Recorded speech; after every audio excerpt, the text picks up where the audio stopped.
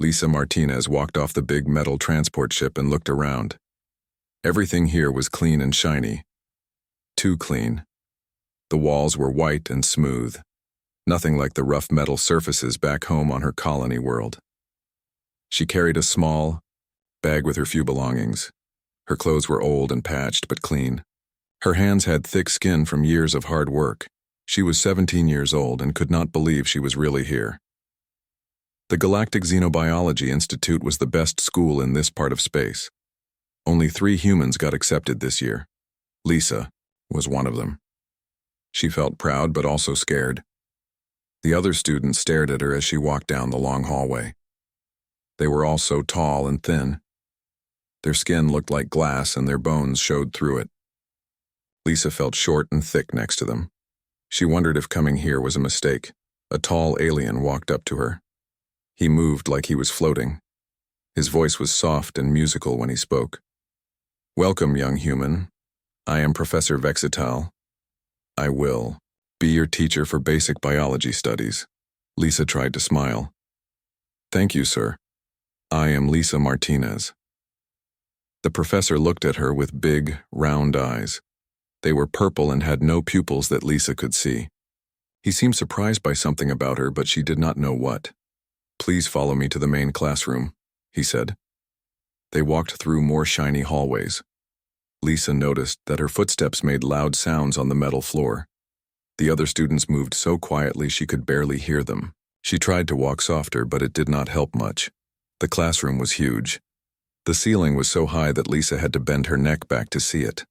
Rows of strange chairs filled the room. They looked too small and too fragile for her, but she did not say anything. Professor Vextal stood at the front of the class. Behind him was a big screen that showed pictures of different planets and creatures. Some of the creatures looked familiar to Lisa. Others were completely strange. "Students, please take your seats," the professor said. "Today we begin your journey into the study of life across the galaxy." Lisa found an empty chair in the back row. As she sat down, the chair made a small groaning sound. She froze. Everyone turned to look at her. Her face turned red with embarrassment. "Sorry," she whispered. The professor continued talking. But Lisa noticed he kept glancing at her. The other students whispered to each other and pointed in her direction. She wished she could disappear. "Life in the galaxy is delicate," Professor Vextal said. "Most worlds that support life are gentle places. Soft gravity, mild weather, no dangerous animals. These worlds create beings like us, refined, careful, and peaceful." He touched a button and the screen showed a beautiful planet covered in soft grass and calm lakes. Then there are the rare worlds we call Deathworlds. These places are full of danger. High gravity, violent weather, poisonous air, deadly creatures. Most life forms cannot survive on such worlds. We study them from a safe distance. The screen now showed a dark planet with lightning filling the sky. Lisa thought it looked a lot like home during storm season. Fortunately, intelligent life rarely develops on Deathworlds. The conditions are too harsh for complex thinking to evolve. Lisa raised her hand. The professor looked surprised. "Yes, Miss Martinez?" "Sir, what about humans? We come from what you call a death world, but we can think just fine." The classroom became very quiet. Professor Vextal's purple eyes grew wider. "Ah yes, humans are an unusual case. Your species is still being studied. We do not fully understand how you developed intelligence on such a hostile world." Lisa felt confused. Her home world had some rough weather and big predators, but people lived normal lives there. They had cities and schools and families. It was not that different from what she saw in movies about other planets. "Now, let us discuss proper handling of biological specimens," the professor continued. "Everything we work with in this class is fragile. You must move slowly and gently. Even a small amount of pressure can damage delicate life forms." He picked up a clear container that held some kind of plant. The plant looked like it was made of thin glass threads. "This specimen comes from Thessia Prime, my home world. It requires careful handling. Too much heat, too much pressure, or too much movement will kill it instantly. Lisa watched as he moved the container with extreme care. His movements were so slow and gentle that it took him a full minute just to place it on the table. Each of you will practice handling techniques with similar specimens. Remember, gentleness is the most important skill for any xenobiologist. The other students nodded and made soft sounds of agreement. Lisa nodded too, but she wondered how she was supposed to move any more gently than she already did. During the break, Lisa tried to talk to some of the other students. They seemed nice enough, but they kept staring at her hands and feet. One student, who looked like a walking stick made of crystal, asked if it was true that humans could break rocks with their bare hands. "Only small rocks," Lisa said, trying to make a joke. The crystal student made a sound like wind chimes and moved away quickly. Back in class, Professor Vextal showed them more specimens. Each one seemed more fragile than the last. Lisa watched the other students handle them with ease. Their thin fingers could barely grip anything, so they naturally moved with the lightness needed for delicate work. When it was Lisa's turn, she approached the specimen table with extreme care. She had helped her father repair delicate electronics back home, so she knew how to be gentle. But as she reached for the container, every other student in the room seemed to hold their breath. Lisa picked up the container as carefully as she could. The plant inside swayed slightly from her movement. She heard several students make worried sounds. "Very good, Miss Martinez," Professor Vextal said, but his voice sounded nervous. "Perhaps a bit slower next time." Lisa nodded and set the container down. As she did, the table creaked slightly under the pressure of her hands. The sound echoed in the quiet classroom. She returned to her seat and the chair groaned again as she sat down. This time she heard a small cracking sound. She shifted her weight, trying to get comfortable, and the chair made more noise. Professor Vextal finished the lesson quickly after that. As the students filed out, Lisa noticed that they all gave her plenty of space in the hallway. She felt more alone than ever. Walking back to her small dormitory room, Lisa wondered if she really belonged here. Everyone else seemed so delicate, so careful, so different from her. She looked at her own hands, thick, strong, covered in small scars from her childhood on the colony world. These hands had helped build houses, fix machines, and catch wild animals for dinner.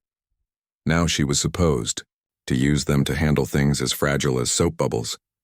She sat on her bed, which was too soft and too small for her. Through her window, she could see the stars. Somewhere out there was her home world, full of people like her. People who did not have to worry about breaking things just by existing. Lisa made a promise to herself. She would learn to be as gentle as these alien students. She would prove that humans could be careful too. She would not let her species down. But first, she needed to figure out how to sit in these chairs without breaking them. 3 weeks had passed since Lisa started at the school. Things were not going well. The other students still stared at her and whispered when they thought she could not hear. They called her the heavy one and the loud walker. Lisa tried to ignore them, but it hurt. Every day brought new problems. In the cafeteria, Lisa accidentally broke 3 spoons and 2 cups just by eating normally. The food containers were made for beings who barely touched their meals. Lisa's normal grip was too strong for everything around her. During lab work, she had to watch the other students work in groups of 3 or 4 to lift equipment that Lisa could carry easily by herself. When she offered to help, they looked scared and said no thank you. Professor Vextal always watched her extra carefully during these times. "Miss Martinez moves too fast," she heard him tell another teacher. "Her people do not understand delicate work." Lisa wanted to prove him wrong. Back home, she had helped her mother fix tiny electronic parts for mining equipment. She knew how to be careful when it mattered. But here, everything seemed to be made of glass and air. The worst part was the chair situation. Lisa's assigned seat had started making worrying sounds during the 2nd week. Every time she sat down, it creaked and groaned. When she shifted her weight to get comfortable, the metal frame made stress sounds that filled the quiet classroom. Lisa asked Professor Vextal if she could get a different chair. He looked at her with those big purple eyes and said, "The furniture is made to galactic standards, Miss Martinez. Perhaps you should learn to sit more gently." Lisa did not know how to sit more gently than she already was. She tried holding some of her weight with her leg muscles instead of putting it all on the chair. This made her legs tired and sore, but the chair still made noise. The other students started sitting farther away from her. They said her chair sounds made them nervous during lectures. Lisa felt more alone each day. Then came the day that changed everything. It was a Thursday morning. Professor Vextel was giving a lecture about ecosystem protection on fragile worlds. He talked about how some planets were so delicate that even small changes could destroy all life there. This is why we must be extremely careful in our research, he said, moving his thin arms in slow, graceful motions. One wrong move, one moment of carelessness, and entire species can be lost forever. Lisa was taking notes and trying to ignore the way her chair complained every time she shifted position. She had been sitting in the same spot for over an hour, and her back was starting to hurt. The chair was too small for her human frame. Now some beings claim they can work with delicate specimens, Professor Vextel continued. His purple eyes looked directly at Lisa. But natural gentleness cannot be taught. It must be born into a species through millions of years of careful evolution. Several students turned to look at Lisa. She felt her face get hot with embarrassment. The professor was talking about her and everyone knew it. Miss Martinez, Professor Vextel said suddenly, please come to the front of the class. Lisa's heart started beating faster. Sir, I want you to demonstrate proper specimen handling for the class. Since you come from a world where gentleness is not natural, this will be a good learning experience for everyone. The classroom became very quiet. Lisa could hear her own heartbeat in her ears. She did not want to do this. Every time she had handled specimens before, the professor had looked worried and the other students had held their breath. But she could not say no to a direct request from her teacher. Yes, sir, Lisa said quietly. She began to stand up from her chair. This was something she had done thousands of times in the past 3 weeks. She placed her hands on the armrests and pushed herself up, just like always. But this time was different. As Lisa's weight shifted from the seat to her feet, something in the chair finally gave way. The metal frame, which had been slowly weakening. Under weeks of pressure it was never designed to handle, reached its breaking point. The chair did not just break. It exploded. The back support snapped with a sound like a gunshot. The seat cracked down the middle. But worst of all, one of the metal armrests, suddenly released from the pressure that had been bending it inward for weeks, flew backward like a spring. Lisa was already standing, so the flying armrest missed her completely. But Professor Vextel had been walking up behind her chair to watch her demonstration. He was in the exact wrong place at the exact wrong time. The metal armrest hit him in the left arm with a sound that Lisa would never forget. It was like breaking glass, but sharper and more final. Professor Vextel's crystalline bone structure, evolved in the low gravity of his homeworld, simply could not handle the impact. The professor made a sound that was part scream and part wind chime. He fell to the floor, holding his arm against his chest. Lisa could see the break through his translucent skin. The bone looked like a cracked piece of crystal art. Professor! Lisa spun around, horrified by what had happened. The entire classroom erupted in chaos. Students were screaming and making alarm sounds in languages Lisa did not understand. Some of them were so shocked they could not move. Others ran toward the emergency communication panels on the walls. Lisa dropped to her knees next to Professor Vextel. She wanted to help, but she was afraid to touch him. What if she made it worse? What if her touch caused more damage? I am so sorry, she said, tears starting to fill her eyes. I did not mean for this to happen. I just stood up. I only stood up. Professor Vextel looked at her with pain-filled eyes. He was breathing in short, quick gasps. Call medical, he whispered. Lisa looked around frantically. She did not know how to call for medical help. She did not know how anything worked in this place. She felt completely helpless. Other teachers rushed into the classroom. They took one look at the scene and immediately called for emergency medical teams. Within minutes, alien paramedics arrived, with equipment Lisa had never seen before. As they carefully lifted Professor Vextel onto a floating stretcher, Lisa heard one of the paramedics talking to another teacher. Severe crystal fracture. This kind of damage usually comes from high-impact accidents or heavy machinery malfunctions. The teacher looked at Lisa, then at the destroyed chair, then back at the paramedic. The human was just sitting down.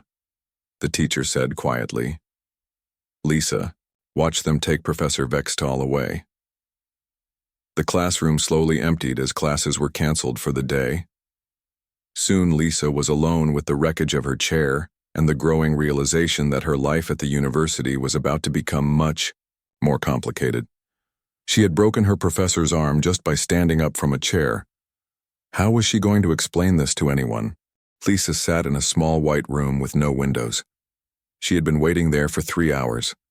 Her hands were shaking, and she could not stop thinking about the sound of Professor Vextal's arm breaking. The memory played over and over in her mind, like a bad dream. 2 alien officials sat across from her at a metal table. One looked like a tall bird with blue feathers and sharp eyes. The other was round and gray with too many arms. They had been asking her the same questions for hours. "Tell us again exactly what happened," said the bird-like alien. His voice was high and scratchy. "I stood up from my chair," Lisa said for the 10th time. "That is all. The chair broke and the metal piece hit Professor Vextal. I did not mean for it to happen." "But you knew the chair was damaged," said the gray alien. Her voice sounded like bubbles popping. Other students reported hearing stress sounds for weeks. "Yes, I asked the professor for a different chair. He said I should learn to sit more gently." The 2 aliens looked at each other. The bird alien made some notes on a clear tablet. "Miss Martinez, you are being charged with assault with a biological weapon," the gray alien said. Lisa felt confused. "What does that mean? I do not have any weapons." "Your body is the weapon," the bird alien explained. "Humans are classified as potential biological hazards in civilized space. You used your excessive physical capabilities to cause harm." "But it was an accident. That does not matter under galactic law." Lisa felt tears coming to her eyes again. She was going to be kicked out of school, maybe even sent to prison, all because she was born human. The door to the room opened with a soft hiss. A man walked in wearing a dark blue uniform. He was tall and broad-shouldered with short brown hair and kind eyes. Lisa had never been so happy to see another human in her life. "Captain Jake Stone, human military liaison," the man said, showing an identification card to the alien officials. "I am here to represent Miss Martinez." The bird alien looked annoyed. "This is a civilian matter, Captain. Military involvement is not required. Any legal action against a human citizen requires human representation," Captain Stone said firmly. "Galactic Law, Section 847B. He sat down next to Lisa and spoke quietly to her. "Are you okay?" Lisa nodded, though she did not really feel okay. At all. Captain Stone turned to the officials. "I have reviewed the incident report. This was clearly an accidental equipment failure, not an assault. The equipment was stressed beyond its design limits by the human's excessive mass and density," the gray alien said. "Standard galactic furniture is rated for all known intelligent species. Except humans," Captain Stone pointed out. "Which suggests the problem is with your standards, not with Miss Martinez." Lisa watched as the captain argued with the officials. She had never thought about how different humans really were from other species. At home, everyone was human. Here she was learning that humans were considered strange and dangerous by the rest of the galaxy. The argument continued for another hour. Finally, the officials agreed to bring in an expert to examine the evidence. Lisa was released, but told she could not leave the station. Captain Stone walked with her to the cafeteria. It was late, and most students were in their rooms studying. They sat at a corner table where they could talk privately. "Captain, am I really that dangerous?" Lisa asked. "Dangerous? No. Different? Yes." Captain Stone ordered 2 cups of coffee from the food machine. "Lisa, most species in the galaxy evolved on what we call garden worlds. Low gravity, mild weather, no predators. They developed intelligence because they had the luxury of safety. What about humans? Earth is what they call a death world. High gravity, violent weather, predators everywhere. We developed intelligence to survive. That made us physically different from everyone else. Lisa sipped her coffee. It tasted terrible, but it was warm and familiar. How different? Your bones are 50 times denser than Professor Vextal's. Your muscles can generate pressures that would crush most galactic species. You have been holding back your entire life without even realizing it. Lisa thought about this. She remembered playing with her younger brother back home. She had always had to be careful not to hurt him during games, even though he was human too. Here, surrounded by beings even more fragile than a human child, she was like a giant trying to live in a dollhouse. The chair breaking was not your fault, Captain Stone continued. You were using normal human movements and normal human weight. The furniture should have been rated for your species, but the officials said I was too heavy, too dense. By their standards, yes. But Lisa, you are not even particularly strong for a human. Back on Earth, you would be considered average, maybe even small for your age. This shocked Lisa more than anything else she had heard. She had always thought of herself as just a normal girl. Finding out that normal for humans was impossible for most other species made her feel strange and confused. The next day, more experts arrived. Dr. Helen Kim was a human doctor who specialized in comparative biology. She brought equipment to study the differences between human and alien physiology. Lisa had to undergo many tests. Dr. Kim measured her bone density, muscle strength, and reflexes. She compared these measurements to data from other galactic species. Remarkable, Dr. Kim said as she reviewed the results. Lisa, your casual grip strength is enough to crack the bones of most species represented at this university. Your bone density would allow you to survive impacts that would kill them instantly. Is that bad? Not bad, just very different. You come from a world where these traits were necessary for survival. Other species come from worlds where such traits never developed because they were not needed. Dr. Kim showed her charts and graphs comparing humans to other species. Lisa was amazed to see how different they really were. Human children were stronger than adult members of some species. Human teenagers like Lisa were physically superior to the strongest members of most galactic civilizations. The chair that broke under you was rated to support 5 times the weight of a normal galactic citizen, Dr. Kim explained. But you weigh more than that just sitting still. Add in the dynamic stress of normal human movement, and failure was inevitable. So it really was not my fault? Absolutely not. If anything, the university was negligent in not providing proper accommodations for human students. Lisa felt a huge weight lift off her shoulders. She was not a monster. She was not dangerous or careless. She was just human, and humans were very different from everyone else in the galaxy. But this revelation raised new questions. If humans were so much stronger and tougher than other species, what did that mean for her future? Could she really become a xenobiologist when her very existence seemed to threaten the delicate specimen she wanted to study? Dr. Kim seemed to read her thoughts. Lisa, your strength is not a weakness.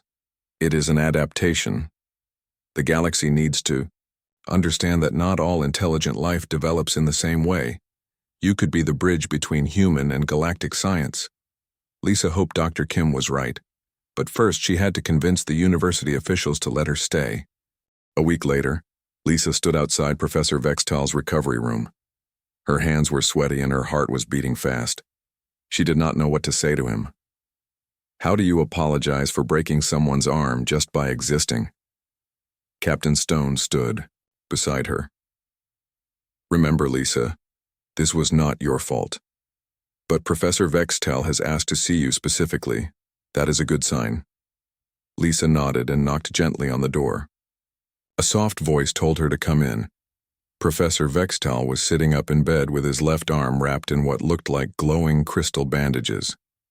The medical staff had told Lisa that Thessian bones healed differently than human bones. The crystal cast would slowly merge with his natural bone structure over several months. Miss Martinez, he said quietly, please sit down. Lisa looked around the room. There was only one chair, and it looked just as fragile as all the others she had broken. "I think I should stand, sir." Professor Vextal made a sound that Lisa realized was laughter. "Ah, yes. I forgot about the furniture situation. Do not worry. That chair is rated for heavy equipment transport. Dr. Kim insisted on it." Lisa sat down carefully. The chair felt solid beneath her, like furniture from home. It was the first time, in weeks, that she had sat without worrying about breaking something. "Professor, I am so sorry about what happened. I never meant to hurt you." "I know," he said, adjusting his crystal cast. "I have had time to think during my recovery. I realized something important. I was wrong about you, Miss Martinez, very wrong." Lisa looked surprised.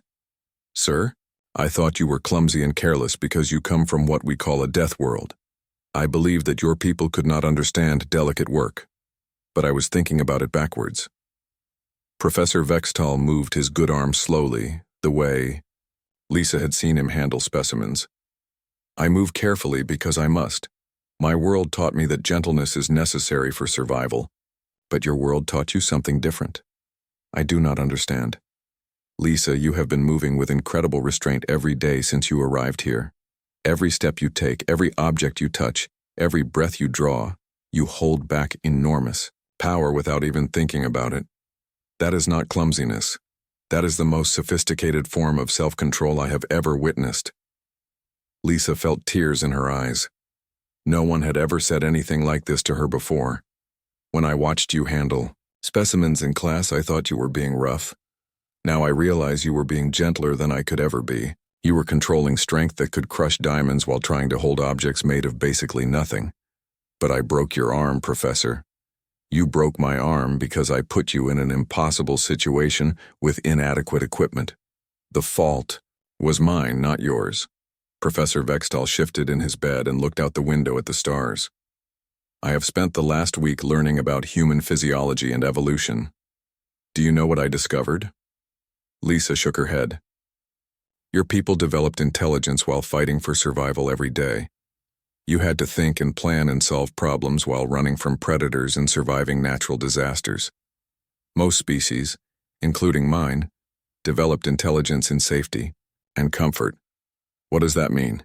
It means human intelligence is different from ours. You think practically. You solve real problems. You adapt to situations that would kill us. Those are not primitive traits, Lisa. They are advanced traits that we lack." Lisa had never thought of it that way. All her life she had been told that humans were lucky to be accepted into galactic civilization. She never imagined that humans might have something unique to offer. "The university administration has made some decisions," Professor Vextal continued. "First, all charges against you have been dropped. Second, we are redesigning our facilities to accommodate human students. Third, we want you to stay and help us develop new safety protocols." "You want me to stay?" "More than that. We want to learn from you. Lisa, you survived 3 weeks in an environment designed to kill you, and the only casualty was my arm. That shows incredible adaptation skills." Over the next few days, Lisa's life at the university changed completely. The administration brought in furniture and equipment rated for human use. Other students, instead of avoiding her, started asking questions about human abilities and Earth's environment. Lisa found herself becoming a teacher as much as a student. She showed alien classmates how humans approached problems differently. Where they saw delicate situations requiring extreme caution, Lisa saw puzzles to be solved with creativity and determination. Dr. Kim stayed at the university to establish a new research program, studying Deathworld biology. Lisa became her first research assistant, helping to document how life adapted to extreme conditions. "Lisa," Dr. Kim said one day while they were working in the lab, "you are pioneering an entirely new field of study. We are calling it survival biology, the study of how life adapts to impossible conditions." The research was fascinating. Lisa learned that humans were not the only species from death worlds, but they were the only ones who had developed space travel. Other death world species were too busy surviving to build civilizations that could reach the stars. This makes humans incredibly valuable, Dr. Kim explained. You have both the intelligence to work with advanced technology and the physical adaptations to survive in hostile environments. Professor Vextal returned to teaching after a month of recovery. His first class back was about extreme environment biology, and Lisa was his teaching assistant. "Students," he said, gesturing to Lisa with his newly healed arm, "today we will learn about true adaptation. Miss Martinez will demonstrate how Deathworld species approach problems that would seem impossible to us." Lisa showed the class how to handle equipment that was considered too dangerous for other species. She explained how humans developed multiple backup plans for every situation because failure meant death on their homeworld. The other students were amazed. They had spent their whole lives learning to be careful and gentle. Lisa's approach of being prepared for anything was completely new to them. "Miss Martinez," asked one student who looked like a walking plant, "how do you stay so calm when working with dangerous specimens?" Lisa thought about this. "I guess because everything seems dangerous when you grow up on a death world. You learn that being scared does not help. Being prepared does." By the end of her first year, Lisa had become one of the most popular students at the university. Her practical approach to problem-solving influenced how courses were taught. Her research on extreme environment adaptation was published in major galactic science journals.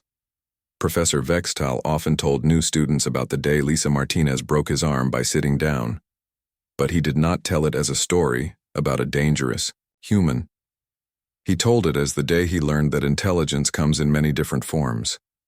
"That young woman taught me that strength and gentleness are not opposites," he would say.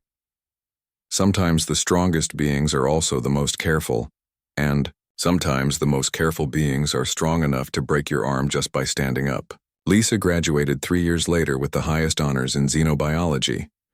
She went on to become the galaxy's leading expert on survival in extreme environments. Whenever new Deathworld species were discovered, Lisa was called in to help establish first contact protocols. She never forgot the lesson she learned that day in Professor Vextal's classroom. Being different was not something to apologize for. It was something to understand and use to help others. And she never broke another chair, because from that day forward, all university furniture was rated for Deathworld species. The galaxy had learned to accommodate the quiet strength of humans.